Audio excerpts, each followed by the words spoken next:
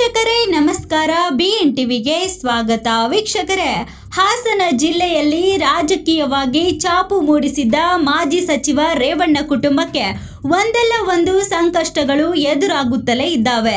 ಲೈಂಗಿಕ ದೌರ್ಜನ್ಯ, ಅತ್ಯಾಚಾರ, ಕಿಡ್ನಾಪ್ ಕೇಸ್ ಮೇಲೆ ರೇವಣ್ಣ ಕುಟುಂಬ ಕಾನೂನು ಸಂಕಷ್ಟವನ್ನು ಎದುರಿಸುತ್ತಾ ಇದೆ. ಒಟ್ಟಾರೆ ರೇವಣ್ಣ ಕುಟುಂಬಕ್ಕೆ ಶಾಕ್ ಮೇಲೆ ಶಾಕ್ ಎದುರಾಗುತ್ತಾನೆ ಇದೆ. ಒಬ್ಬರ ಮೇಲಂತೆ ಒಬ್ಬರು ಪೊಲೀಸ್ ಠಾಣೆಯ ಮೆಟ್ಟಿಲನ್ನು ಏರುತ್ತಾ ಇದ್ದಾರೆ.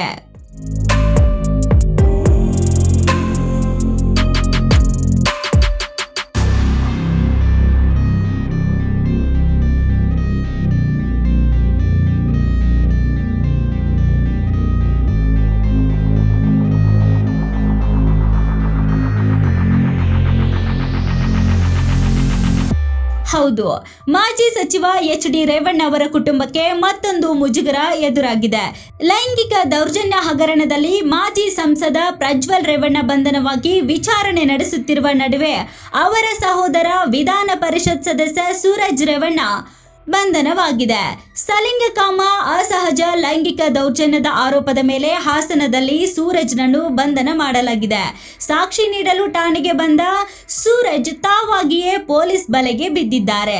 ಅಸಹಜ ಲೈಂಗಿಕ ಕ್ರಿಯೆಗೆ ಒತ್ತಾಯಿಸಿ ದೌರ್ಜನ್ಯ ಎಸಗಿದ್ದಾರೆ ಎಂದು ಜೆಡಿಎಸ್ ಕಾರ್ಯಕರ್ತರೊಬ್ಬರು ಆರೋಪಿಸಿ FIR ಅನ್ನು ದಾಖಲಿಸಿದ್ದರು. ಇತ್ತ ಸಂತ್ರಸ್ತ ದೂರು ದಾಖಲಿಸುತ್ತಿದ್ದಂತೆ ಆತನ ವಿರುದ್ಧವೇ ಸೂರಜ್ ಆಪ್ತರು ದೂರು ನೀಡಿದ್ದರು.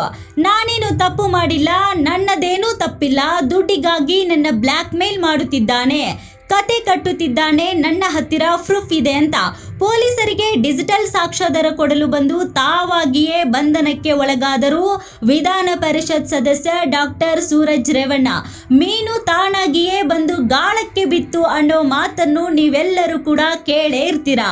ಸೂರಜ್ ರೇವಣ್ಣ ಪ್ರಕರಣದ ಬಗ್ಗೆಯೂ ಸಾರ್ವಜನಿಕ ವಲಯದಲ್ಲಿ ಇಂಥದ್ದೇ ಮಾತುಗಳು ಕೇಳಿ ಬರುತ್ತಿವೆ. ಯುವಕನ ಮೇಲೆ ಲೈಂಗಿಕ ದೌರ್ಜನ್ಯ ನಡೆಸಿರುವ ಆರೋಪ ಹೊತ್ತಿರುವ JDS ಮುಖಂಡ ಸೂರಜ್ ರೇವಣ್ಣ ಅವರನ್ನು ಹಾಸನ ನಗರದ CEN ಠಾಣೆಯಲ್ಲಿ ವಿಚಾರಣೆ ನಡೆಸಿ ಭಾನುವಾರ ಬೆಳಗಿನ ಜಾವ ಅವರನ್ನು ಬಂಧಿಸಲಾಗಿದೆ. ಲೈಂಗಿಕ ದೌರ್ಜನ್ಯ ಸಂತ್ರಸ್ತನ ವಿರುದ್ಧ ಶುಕ್ರವಾರ ದಾಖಲಾಗಿರುವ ಪ್ರಕರಣದ ಸಂಬಂಧ ಮಾಹಿತಿ ಪಡೆಯಲಾಯಿತು. ಹೊಳೆ ನರಸೀಪುರ ನಗರ ಠಾಣೆ ಪೊಲೀಸರು ಡಾಕ್ಟರ್ ಸೂರಜ್ ರೇವಣ್ಣ ಅವರನ್ನು ಅವರದ್ದೇ ಕಾರಿನಲ್ಲಿ ಗಣ್ಣಿ ಕಡದ ತೋಟದ ಮನೆಯಿಂದ ಹಾಸನದ CEN ಠಾಣೆಗೆ ಕರೆತಂದಿದ್ದರು.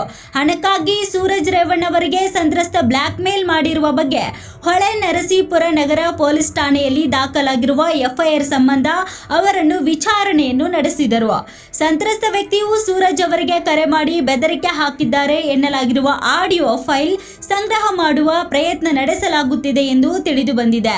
ಲೈಂಗಿಕ ದೌರ್ಜನ್ಯ ಆರೋಪ ಮಾಡಿರುವ ಸಂತ್ರಸ್ತ ಯುವಕನು ಸೂರಜ್ ರೇವಣ್ಣಗೆ ಕರೆ ಮಾಡಿ ಹಲವು ಬೇಡಿಕೆ ಇಟ್ಟಿದ್ದ ಎನ್ನಲಾಗಿದೆ. ಆ ಬಗ್ಗೆ ದಾಖಲೆಗಳನ್ನು ಸೂರಜ್ ಪೊಲೀಸರಿಗೆ ಸಲ್ಲಿಸಿದ್ದಾರೆ. ಸಂತ್ರಸ್ತ ಯುವಕ ಮಾಡಿರುವ ಕರೆ ಮತ್ತು ಮೆಸೇಜ್ ಸೇರಿದಂತೆ ಆಡಿಯೋ, ಫೋಟೋ ದಾಖಲೆಗಳನ್ನು ಕೊಟ್ಟಿರುವ ಬಗ್ಗೆ ಮಾಹಿತಿ ಸಿಕ್ಕಿದೆ. ಆಡಿಯೋ ರೆಕಾರ್ಡ್, ಫೋಟೋ ಹಾಗೂ ಇತರೆ ದಾಖಲೆ ನೀಡುವ ಸಲುವಾಗಿ ಪೊಲೀಸ್ ಠಾಣೆಗೆ ಬಂದಂತಹ ಸೂರಜ್ ರೇವಣ್ಣ ಬಂಧನಕ್ಕೆ ಒಳಗಾಗ್ತಾರೆ ಅನ್ನುವಂತಹ ಸುಳಿವು ಅವರಿಗೆ ಇರಲೇ ಇಲ್ಲ. ಸಂತ್ರಸ್ತನ ವಿರುದ್ಧ ಸಾಕ್ಷ್ಯಗಳನ್ನು ಒದಗಿಸುವ ಜೊತೆಗೆ ವಿಚಾರಣೆಯನ್ನು ಎದುರಿಸಿದ ಸೂರಜ್ ಬಂಧನದ ಬಲೆಗೆ ಸಿಲುಕಿದ್ದಾರೆ. ಯುವಕನ ಮೇಲೆ ಲೈಂಗಿಕ ದೌರ್ಜನ್ಯ ಪ್ರಕರಣದಲ್ಲಿ ಸೂರಜ್ ವಿರುದ್ಧವೂ ಹೊಳೆ ನರಸೀಪುರ ಗ್ರಾಮಾಂತರ ಠಾಣೆಯಲ್ಲಿ ಪ್ರಕರಣ ದಾಖಲಾದ ಬೆನ್ನಲ್ಲಿಯೇ ಅವರ ಬಂಧನವಾಗಿದೆ. ಶನಿವಾರ ರಾತ್ರಿಯಿಂದ CEN ಠಾಣೆಯಲ್ಲಿ ಸೂರಜ್ ಅವರನ್ನು ವಿಚಾರಣೆಗೊಳಪಡಿಸಿದ್ದ ತನಿಖಾಧಿಕಾರಿ ಸಕಲೇಶ್ಪುರ DYSP ಪ್ರಮೋದ್ ಆರೋಪಿಯನ್ನು ಬಂಧಿಸಿದ್ದಾರೆ. ಭಾನುವಾರ ಮಧ್ಯಾಹ್ನದ ವೇಳೆಗೆ ಸೂರಜ್ ಅವರನ್ನು ನ್ಯಾಯಾಧೀಶರ ಮುಂದೆ ಹಾಜರುಪಡಿಸುವ ಸಾಧ್ಯತೆ ಇದೆ. ಒಂದೆಡೆ ಮಹಿಳೆಯರ ಮೇಲಿನ ಅತ್ಯಾಚಾರ ಪ್ರಕರಣದಲ್ಲಿ ಮಾಜಿ ಸಂಸದ ಪ್ರಜ್ವಲ್ ರೇವಣ್ಣ ನ್ಯಾಯಾಂಗ ಬಂಧನದಲ್ಲಿರುವಾಗಲೇ ಅವರ ಅಣ್ಣ ಸೂರಜ್ ಬಂಧನವಾಗಿದೆ. ಹೊಳೆ ನರಸೀಪುರ ಶಾಸಕ HD ರೇವಣ್ಣ ಅವರ ಇಬ್ಬರು ಪುತ್ರರು ಗಂಭೀರ ಅಪರಾಧ ಪ್ರಕರಣಗಳಲ್ಲಿ ಸಿಲುಕಿ ಜೈಲು ಸೇರುವಂತಾಗಿದೆ. ಹೊಳೆ ನರಸೀಪುರದ ಗ್ರಾಮಾಂತರ ಠಾಣೆಯಲ್ಲಿ ಸೂರಜ್ ರೇವಣ್ಣ ವಿರುದ್ಧ ಪ್ರಕರಣ ದಾಖಲಾಗಿದೆ. IPC ಸೆಕ್ಷನ್ 377, 342, 506 ಅಡಿ ಪ್ರಕರಣ ದಾಖಲು ಮಾಡಲಾಗಿದೆ. ಸೂರಜ್ ರೇವಣ್ಣ ವಿರುದ್ಧದ ಪ್ರಕರಣದ ವಿಚಾರಣೆಯನ್ನು ಬೆಂಗಳೂರಿನ ಜನಪ್ರತಿನಿಧಿಗಳ ನ್ಯಾಯಾಲಯಕ್ಕೆ ವರ್ಗಾವಣೆಯಾಗುವ ಸಾಧ್ಯತೆ ಇದೆ. ಸೂರಜ್ ವಿಧಾನ ಪರಿಷತ್ ಸದಸ್ಯರಾಗಿರುವ ಹಿನ್ನೆಲೆಯಲ್ಲಿ ಪ್ರಕರಣದ ವಿಚಾರಣೆಯನ್ನು ಜನಪ್ರತಿನಿಧಿಗಳ ನ್ಯಾಯಾಲಯವು ನಡೆಸುವ ಸಾಧ್ಯತೆ ಇದೆ. ಹೊಳೆನರಸೀಪುರ ಗ್ರಾಮಾಂತರ ಠಾಣೆಯಲ್ಲಿ ದಾಖಲಾಗಿರುವ ಎಫ್ಐಆರ್ ಸಹ ವರ್ಗಾವಣೆಯಾಗುತ್ತದೆ. ಪ್ರಕರಣವು ವರ್ಗಾವಣೆಯಾದರೆ ಆರೋಪಿಯನ್ನು ಪೊಲೀಸರು ಬೆಂಗಳೂರಿಗೆ ಕರೆತರುತ್ತಾರೆ. ಲೈಂಗಿಕ ದೌರ್ಜನ್ಯ ಸಂತ್ರಸ್ತನಿಗೆ ಬೆಂಗಳೂರಿನ ಬೌರಿಂಗ್ ಆಸ್ಪತ್ರೆಯಲ್ಲಿ ವೈದ್ಯಕೀಯ ಪರೀಕ್ಷೆಗಳನ್ನು ನಡೆಸಲಾಗಿದ್ದು ವರದಿಗಳಿಗಾಗಿ ಎದುರು ನೋಡಲಾಗುತ್ತಿದೆ. ಬಂಧನಕ್ಕೂ ಮುನ್ನ ಮಾಧ್ಯಮಗಳೊಂದಿಗೆ ಮಾತನಾಡಿದ ಸೂರಜ್ ರೇವಣ್ಣ, ಇದೊಂದು ರಾಜಕೀಯ ಷಡ್ಯಂತ್ರವಾಗಿದೆ. ನನ್ನ ಮೇಲಿನ ಆರೋಪವನ್ನು ಖಂಡಿತವಾಗಿ ತಿರಸ್ಕರಿಸುತ್ತೇನೆ. ನಾನು ಯಾವುದನ್ನು ಹೇಳುವ ಪರಿಸ್ಥಿತಿಯಲ್ಲಿ ಇಲ್ಲ. ಈಗಾಗಲೇ ಎಫ್ಐಆರ್ ಆಗಿದೆ. ನನಗೆ ನೆಲದ ಕಾನೂನು ವ್ಯವಸ್ಥೆ ಮೇಲೆ ನಂಬಿಕೆ ಇದೆ. ನಮ್ಮ ನಾಡಿನ ಕಾನೂನಿನ ಮೇಲೆ ವಿಶ್ವಾಸ ಇದೆ. ನಮ್ಮ ವಿರುದ್ಧ ನಡೆದಿರುವ ಷಡ್ಯಂತ್ರಕ್ಕೆ ಕಾಲವೇ ಉತ್ತರ ನೀಡಲಿದೆ. ಪ್ರಕರಣದ ತನಿಖೆ ನಡೆಯುತ್ತಿದೆ ಎಂದು ಉತ್ತರವನ್ನು ನೀಡಿದ್ದರು. ಸಲಿಂಗಕಾಮ ಅಸಹಜ ಲೈಂಗಿಕ ಪ್ರಕರಣದಲ್ಲಿ ಬಂಧನವಾಗಿರುವ ಎಂಎಲ್ಸಿ ಸೂರಜ್ ರೇವಣ್ಣಗೆ ಮತ್ತೊಂದು ಸಂಕಷ್ಟ ಎದುರಾಗುತ್ತಿದೆ. ಇಂದು ಸೂರಜ್ ರೇವಣ್ಣ ವಿರುದ್ಧ ಮತ್ತೊಂದು ಅಂತಹದೇ ಕೇಸ್ ದಾಖಲು ಮಾಡುವ ಸಾಧ್ಯತೆ ಇದೆ. ಸೂರಜ್ಗೆ ಮೊದಲ ಪ್ರಕರಣದಲ್ಲಿ 14 ದಿನ ನ್ಯಾಯಾಂಗ ಬಂಧನ ವಿಧಿಸಲಾಗಿದೆ. ಹೀಗಾಗಿ ಸೂರಜ್ ಪರಪ್ಪನ ಅಗ್ರಹಾರ ಸೇರಿದ್ದಾರೆ. ಈ ನಡುವೆ ಸಿಐಡಿ ಕಚೇರಿಯಲ್ಲಿ ಮತ್ತೊಬ್ಬ ಸಂತ್ರಸ್ತನಿಂದ ಇಂದು ಕೇಸ್ ದಾಖಲು ಸಾಧ್ಯತೆ ಇದೆ. ಅಸಹಜ ಲೈಂಗಿಕ ದೌರ್ಜನ್ಯದ ಆರೋಪದ ಅಡಿಯಲ್ಲಿ ಕೇಸ್ ದಾಖಲಾಗುತ್ತಿದೆ. ಸಲಿಂಗಕಾಮ ಪ್ರಕರಣದಲ್ಲಿ ಜೈಲು ಪಾಲಾಗಿರುವ ಸೂರಜ್ ರೇವಣ್ಣನನ್ನು ಕಳೆದ ರಾತ್ರಿ 8 ಗಂಟೆಯ ಸುಮಾರಿಗೆ ಪೊಲೀಸರು ಕರೆತಂದಿದ್ದು ಪರಪ್ಪನ ಅಗ್ರಹಾರಕ್ಕೆ ಶಿಫ್ಟ್ ಮಾಡಿದ್ದಾರೆ. ರಾತ್ರಿ ಸೂರಜ್ ರೇವಣ್ಣನನ್ನು ಪೊಲೀಸರು ಜೈಲಿಗೆ ತಡವಾಗಿ ಕರೆತಂದ ಹಿನ್ನೆಲೆಯಲ್ಲಿ ಬೆಳಗ್ಗೆ 10 ಗಂಟೆಯ ಬಳಿಕ ಸೂರಜ್ಗೆ ವಿಚಾರಣಾಧೀನ ಕೈದಿ ನಂಬರ್ ಕೊಡಲಾಗುತ್ತದೆ. ಮಧ್ಯಾಹ್ನ ಅಥವಾ ಸಂಜೆ ವೇಳೆ ಬಾಡಿ ವಾರೆಂಟ್ ಮೇಲೆ ಮತ್ತೆ ಸಿಐಡಿ ಕಸ್ಟಡಿಗೆ ನೀಡಲಾಗುತ್ತದೆ. ಸೂರಜ್ನನ್ನು ಸಿಐಡಿ ಕಸ್ಟಡಿಗೆ ಪಡೆದು ಅಧಿಕಾರಿಗಳು ತನಿಖೆ ನಡೆಸಲಿದ್ದಾರೆ.